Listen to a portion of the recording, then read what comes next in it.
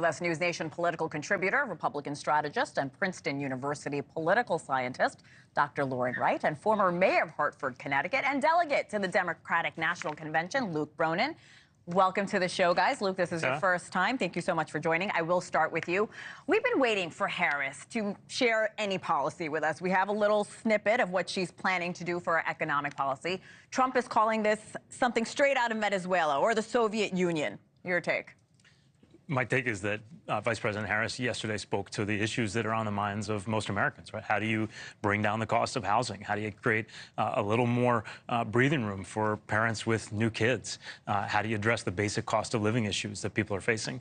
And look, the Vice President and President Biden together have a 4-year track record of building a stronger, healthier economy, repairing the damage that happened under Donald Trump, and inflation is continuing to come down. So I think her message, including the announcement a couple of days ago about bringing down the cost of prescription drugs, means that they are singularly focused on bringing down the cost of living for Americans every day. Lauren, do you think this is a radical rebrand, or is she just moving forward with Biden's policies? And should Harris be distancing herself from Biden's economic policies from the last 4 years? That was my exact question going into the speech yesterday. I was wondering if Harris would sort of continue the administration's message of things are great, and Americans who say they're suffering and they can't make ends meet and see a bleak outlook for the economy are not really fully understanding it, or would she go in this completely different direction, acknowledge that people are really having a hard time,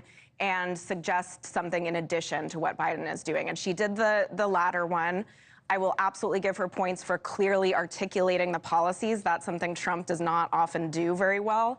But, it is something that is controversial. Price capping, any control of the market is going to be something Republicans call socialism. And that's something that is very unpopular with Americans. So that's just one example of a policy she will get tough questions about.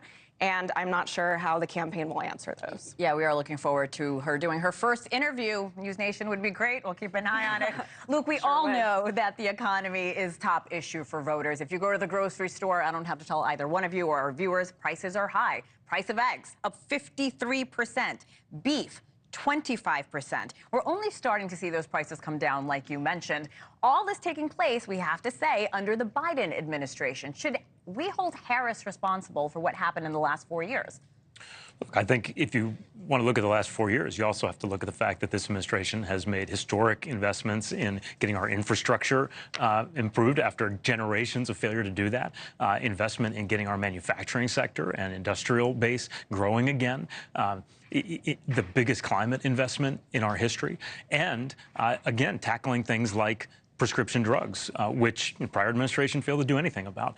So I think there's a pretty strong record. But I think, as Lauren said, what Vice President Harris yesterday signaled very clearly is that this is going to be an intense focus for her, and laid out very specific plans for continuing to tackle those cost of living issues that people face. And on the other hand, you have Donald Trump, who really seems to only have two go-to things. One is continue to cut taxes for the richest Americans and for corporations, and the other is tariffs that raise the cost of living for Americans. I mean, the idea that that the Republicans are trying to do anything that's going to make it easier for Americans to afford bread and butter issues, while Trump is proposing tariffs that would increase costs by thousands of dollars a year for most Americans, is a little silly. Well, I do have to say, Biden not only extended those tariffs when he came into office that Trump instituted, he expanded them, especially the ones on China. And I would like to hear whether Harris will repeal the Trump tax cuts. I mean, yes, they were heavily skewed toward the wealthy. That's something Democrats have been very clear on.